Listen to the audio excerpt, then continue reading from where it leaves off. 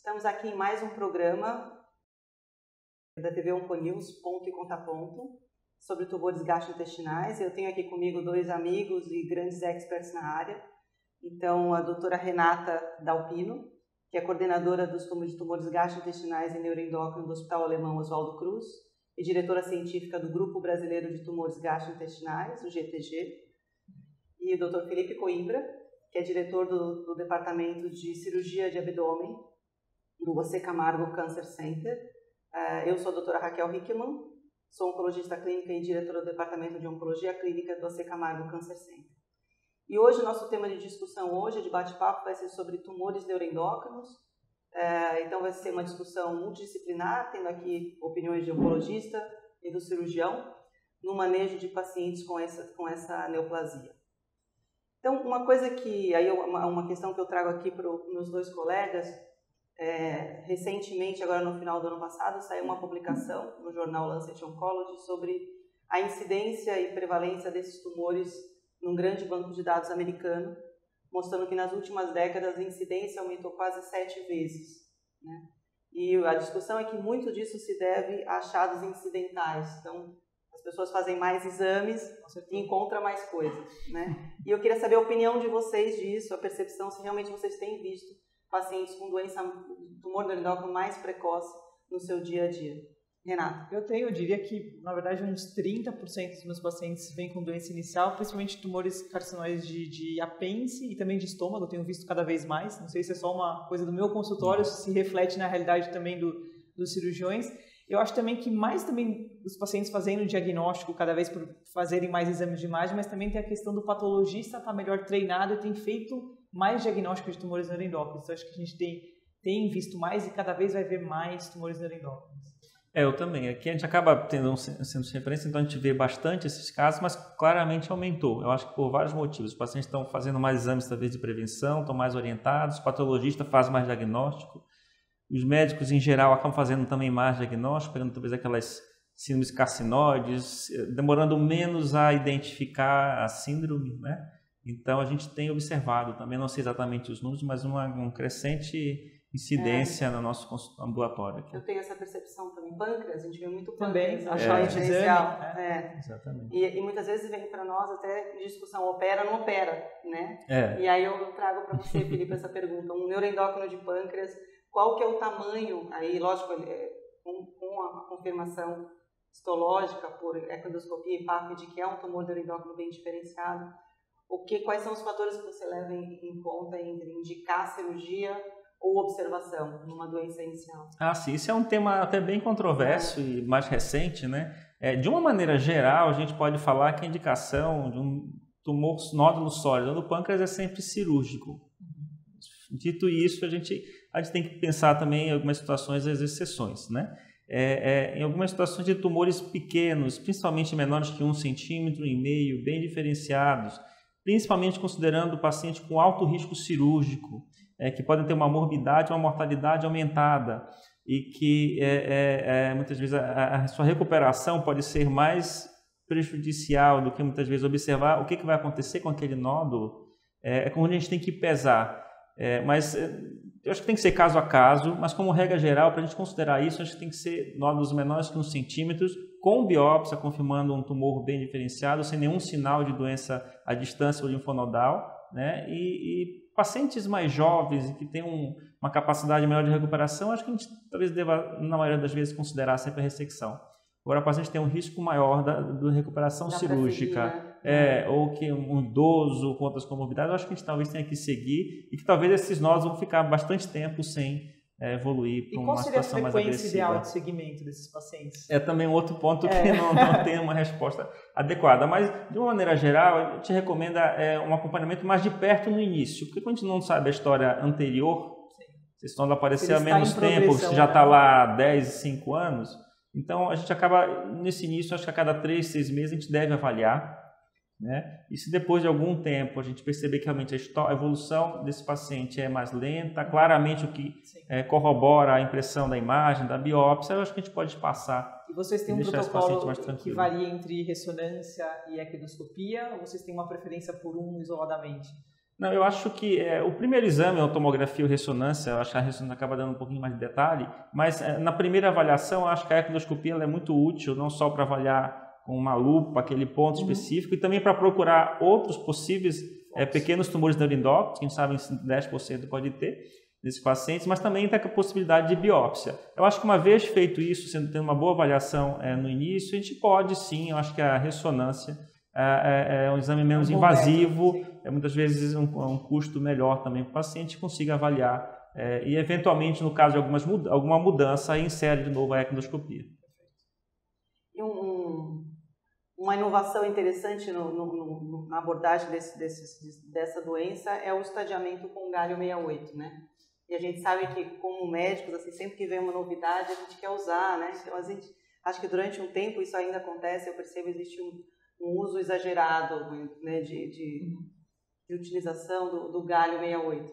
E eu queria saber, na prática de vocês, quais as indicações de galho 68 que vocês acabam fazendo nesse cenário. Renata? Eu acho que tem duas funções básicas aqui. Uma seria mais para estadiamento mesmo, tanto identificação de lesões metastáticas que ele tem uma sensibilidade maior do que outros métodos, assim como, de repente, detectar um primário oculto, que ele também é melhor do que o próprio Octreoscan para isso, mas cada vez mais tem crescido o uso do PET galho para detectar a presença de receptores de somatostatina para indicar alguma terapia.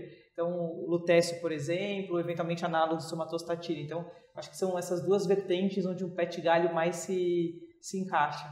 Sim, eu concordo com a Renata. Para a cirurgia, especificamente, eu acho que é muito útil, principalmente se a gente está falando de uma cirurgia, de uma mudança de conduta, obviamente, né? Uma cirurgia mais extensa, em que uma doença metastática pode acabar evitando uma cirurgia desnecessária, que não vai ter benefício para o paciente de início, para procurar um primário, né? Mas o principal, acho que é isso, o estadiamento. Não é um exame muito bom, a gente pode até recomendar isso, talvez, para avaliar a resposta de tratamento. Eu acho que essa função realmente talvez não seja ideal, mas para estadiamento e planejamento do tratamento cirúrgico. Isso é muito importante, Felipe. E a Renata nem mencionou, porque eu sei sei que você concorda com isso. Com certeza. Com esse uso indiscriminado, a gente vê muitas vezes os pacientes sendo seguidos com galho 68. E assim, não tem nenhuma evidência de que seguir com galho 68, a detecção de uma lesão que não está sendo detectada por outro método é muito baixa. E o que eu acho mais complicado ainda é pacientes que estão em uso de análogo de somatostatina e são seguidos com galho 68. E variações na captação, né, as intensidades de USUV, elas ocorrem até pela época da injeção. Análogo, isso, do tempo de aplicação. Se estiver próximo entre uma injeção e outra, talvez assim, você capte mais ou menos. Isso pode erroneamente ser confundido com progressão, e levar o paciente a trocar uma linha de tratamento, e isso adiciona toxicidade, custo, e a gente sabe que muitos desses pacientes vão viver muito tempo, e se a gente queimar linhas de tratamento rapidamente, elas acabam, né? Então, isso é muito importante deixar claro que o galho 68, como meus colegas disseram, ele é para estadiamento, para detecção, para comprovação da presença do receptor de somatostatina tipo 2, mas ele não é um bom exame para ser utilizado para avaliação de resposta ou segmento de tratamento. Com certeza. E aí, movendo aí um pouco o assunto para a parte de tratamento, a gente sabe que um paciente com tumor neuroendócrino bem diferenciado, quando ele chega pela primeira vez, a gente não sabe muito bem se a gente está diante aí de uma doença mais ou menos agressiva, especialmente se for um tumor com baixo Ki67, então, vamos dizer, um tumor de mitigante com metástase hepática irressecável, um Ki67 de 1%. A gente tende a acreditar que é um tumor talvez de uma baixa agressividade, mas a gente nunca sabe. Então, uma das estratégias é começar com o watchful wait, que é a conduta expectante, né? E aí eu queria saber de você, Renata, você utiliza isso na sua prática? Quando sim, quando não? Com certeza eu utilizo, acho que principalmente no paciente que tem um volume de doença que te permite observar a doença, porque alguns pacientes vão chegar mesmo tendo um Ki67 baixo, eles vão chegar com um volume de doença que não te permite observar, porque caso o paciente progrida, as coisas podem sair fora do controle. Então, ao meu ver, se o paciente chega com Ki67 baixo e tem baixo volume de doença e é inoperável, esse é um paciente que eu tendo a observar.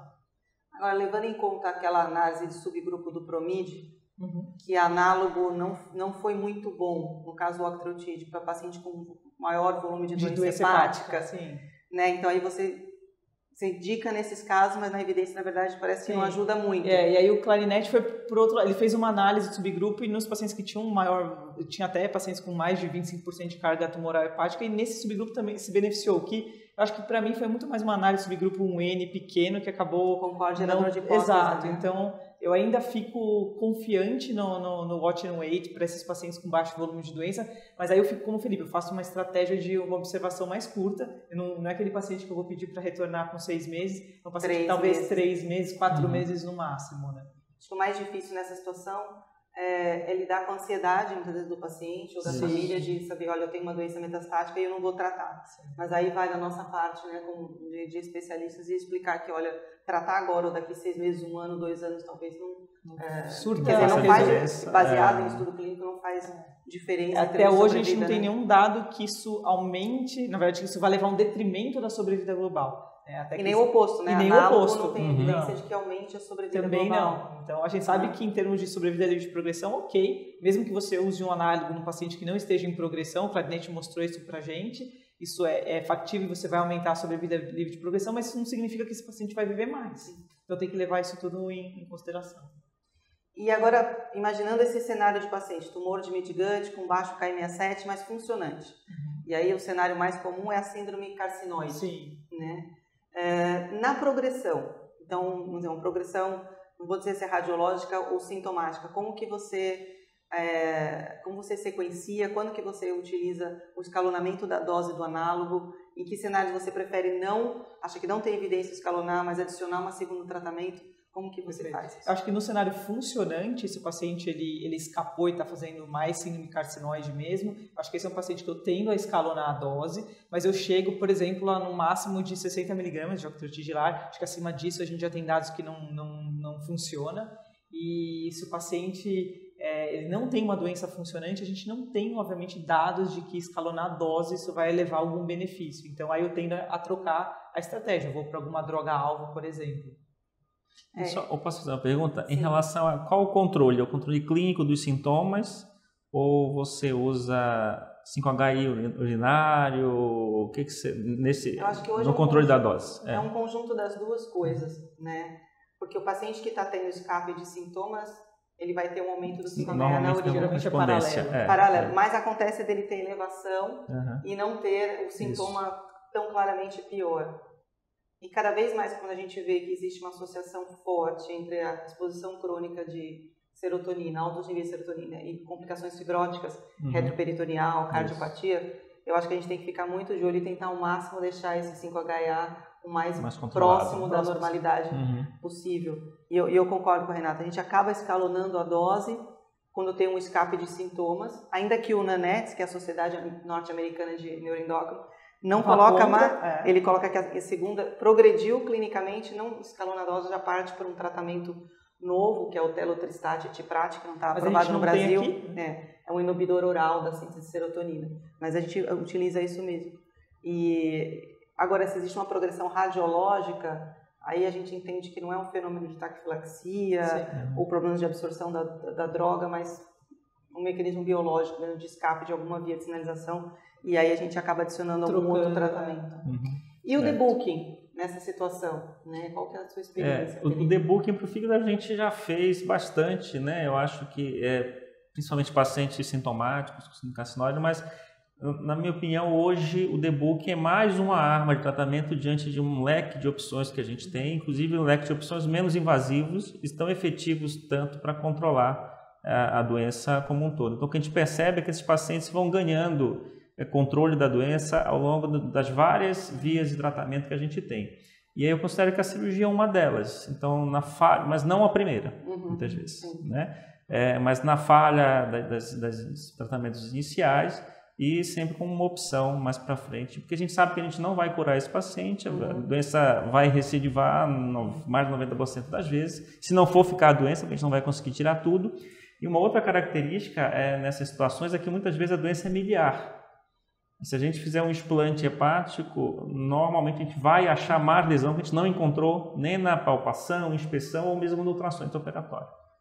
Então a gente sabe que é uma paliação mas bastante agressiva e que pode ser utilizada no momento adequado, mas não como padrão. Sim.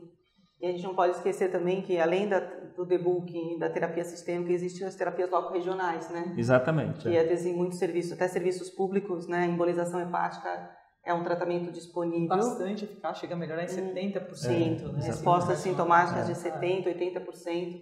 Alguns pacientes seguram o controle de doença durante muito tempo, né? Mas é muito importante também lembrar que qualquer procedimento, seja cirúrgico ou embolização, tem o risco de crise carcinóide, então esse paciente tem que estar bem controlado da síndrome. O anestesista tem que estar craque em saber se o paciente realmente precisa ter uma dose aumentada de análogo, receber até por infusão durante o procedimento, infusão de octreotide de ação curta, para que ele esteja o maximamente bloqueado possível para evitar essa complicação. E para o cirurgião no intraoperatório, a gente acaba tendo que ter bastante cuidado na manipulação do tumor. Sim. Muitas vezes, quando você manipula, o paciente choca, abaixa a pressão. É importante. E ainda nesse cenário, uma coisa que quando a gente recebe o paciente metastático, muitas vezes o primário está lá, né? E às vezes, ou não só o primário, mas o conglomerado linfonodal, né? E aí, para pacientes que têm 5-HA elevado, ou seja, o tumor produz serotonina, tem o risco das complicações fibróticas. Então, eu tendo a indicar a ressecção do primário, mesmo assintomático. Mas aí eu queria ouvir de vocês. Tende a indicar também? Eu tendo também. É óbvio, dependendo da situação clínica do paciente, né? Se ele tem condições de tolerar uma cirurgia e se ele não está, obviamente, em fim de vida. Mas senão, acho que é uma boa estratégia porque esses pacientes vão evoluir com suboclusão. Sim, evoluir com obstrução e gravíssimos, né? Isso. E é bem interessante. Muitas vezes a gente não vai achar o primário ou o primário pequeno daquele bloco linfonodal na raiz do mesentério, né? E o cuidado realmente que a gente tem que ter, porque a maioria desses pacientes, com o longo do tempo, acaba evoluindo com uma fibrose, uma retração cicatricial do mesentério, levando muitas vezes a isquemia mesentérica importante. Então, se o paciente realmente tiver uma lesão de intestino delgado, por exemplo, pâncreas já não vale essa mesma regra, mas intestino delgado. E mesmo assintomático, a nossa intenção é sempre fazer a ressecção do primário, do bloco linfonodal, que muitas vezes já é uma ressecção bem mais extensa, porque esse bloco linfonodal acaba envolvendo vasos da raiz do meso, em que bifurcam várias vezes até pegar uma área extensa de delgado. E nessa situação, uma vez de cada cirurgia, a gente sempre faz também a colestectomia normalmente.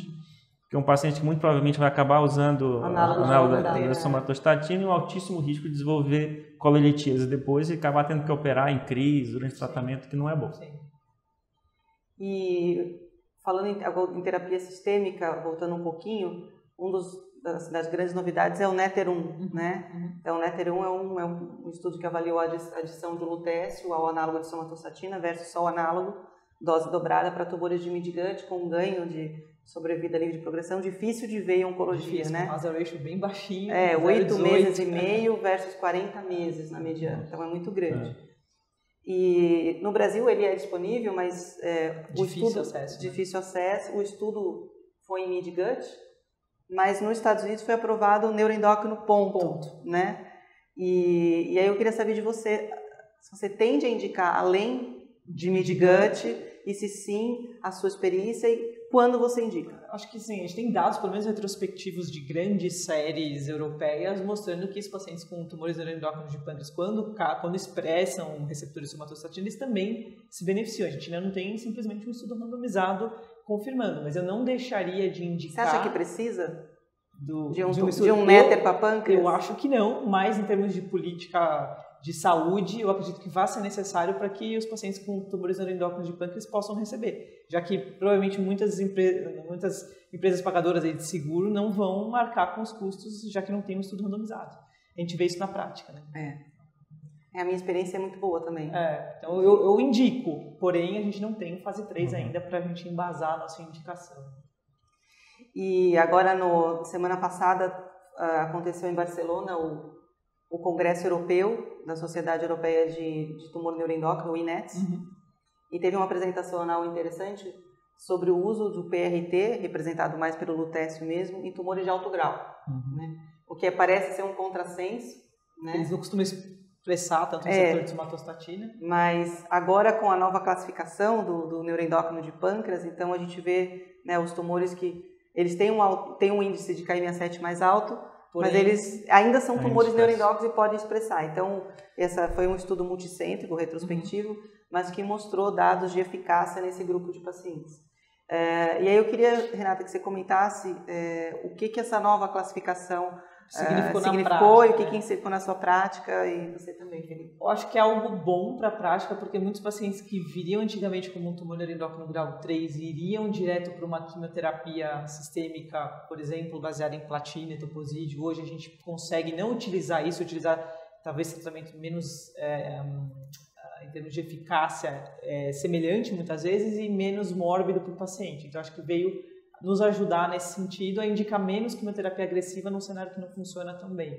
Então, você indica no neuroendócrino de pâncreas bem diferenciado, KI67, 50%. Você indicaria, nesse caso, everolizumab ou sunitinib? Eu indicaria, não limitaria a terapêutica apenas com uma platina e um etoposídeo, por exemplo, uma platina e irinotecan, enfim. Então, eu usaria as drogas que a gente usa para tumores G1 e G2 nesses pacientes que são G3, mas são ainda bem diferenciados. Eles acabam se comportando como tumores neuroendócrinos, né? Eles são, na verdade, eles têm o mesmo padrão de expressão gênica do que os tumores G1 e G2, diferentemente dos carcinomas neuroendócrinos, que aí a gente vai ter P53, RB1 e outros tipos de mutações. São entidades diferentes. E você poderia aproveitar e explicar um pouco dessa nova classificação, até porque nem todo mundo está tão habituado com então ela. É uma classificação nova, na verdade não é desse ano, é do ano passado, de 2017, classificação da OMS, em que, na verdade, a grande diferença, o grande pulo do gato foi justamente o fato deles diferenciarem os pacientes que têm KI67 maior do que 20%, aqueles que têm índice mitótico maior do que 20 por 10 campos de grande aumento, em dois grupos. Os que ainda são considerados tumores neuroendócrinos bem diferenciados, mas são G3, porque tem o KI67 maior do que 20%, ou o índice mitótico maior do que 20%, e os carcinomas neuroendócrinos grau 3. E a diferença básica é justamente essa questão de questão molecular mesmo, e também geralmente os carcinomas costumam ter KI67 mais altos, mais lá para 70%, 80% ou mais, enquanto os G3, os tumores neuroendócrinos G3 costumam ter KI67 mais baixo do que 55%, em geral. Né? São doenças completamente diferentes distintas, que estavam no mesmo grupo. Assim, molecularmente completamente diferentes. Alguns têm até instabilidade de microsatélites. Exato. Enquanto outros têm alterações da via genitória, então completamente diferentes. Isso tem relação direta com a indicação da cirurgia. Tem pacientes que, muitas vezes, que tecnicamente ressecáveis não tem indicação nenhuma de começar o tratamento. Exato. Então, talvez hoje um tumor neuroendócrino grau 3, um KI67 de 30%, talvez seja um paciente que a gente vai indicar, a gente não vai contraindicar. Isso, ao contrário, a gente indica mais. Exato. Indica mais para quem merece, indica menos. Sim, exatamente. A gente consegue selecionar melhor as opções de tratamento. E também, até uma pergunta para fazer, em relação em que situações como essas, tumores menos diferenciados, vocês indicariam, por mais que ressecável, sempre aqui um tratamento sistêmico antes ou para iniciar a terapêutica desse paciente? Se for carcinoma mesmo, dificilmente a gente... É muito raro ver um carcinoma neuroendócrino verdadeiro localizá-lo. É muito raro. E quando a gente vê, às vezes eles vêm para a gente operados, a gente acaba indicando quimioterapia adjuvante, baseada em platina, sem evidência nível 1, mas o risco é tão alto que séries retrospectivas sugerem que tem um benefício, a gente acaba indicando. Está no nosso consenso brasileiro do GTG, indicar. Em termos neoadjuvantes, se for uma doença localizada, acho que faz todo sentido começar com quimioterapia, devido ao altíssimo risco de disseminação de doença micrometastática. Acho que a gente tem que pensar muito como small cell de pulmão. Começar com químio. Se porventura esse paciente não progride, eu até posso eventualmente pensar numa cirurgia no caso de uma doença localizada. Porque não é nunca... Exato, mas não é sempre. É difícil, a gente vai mas ter não que caso a caso que a gente vai ter que discutir. Tumor boards, né? Então, é realmente um manejo multidisciplinar em neuroendócrino, acho que é de todas as doenças em oncologia, talvez gastrointestinal uma das que mais merece. Bom, acho que a gente está chegando ao fim aqui do nosso tempo. Foi ótimo conversar com vocês. Acho que a gente conseguiu cobrir aí desde incidência aumentada até tratamento cirúrgico de doença metastática, várias frentes, nova classificação, INETs. Então, eu estou muito feliz de ter participado disso com vocês. Queria agradecer muito ao Onconews, agradecer a presença aqui dos meus amigos Renata e Felipe, e agradecer a atenção de todos por nos acompanhar hoje.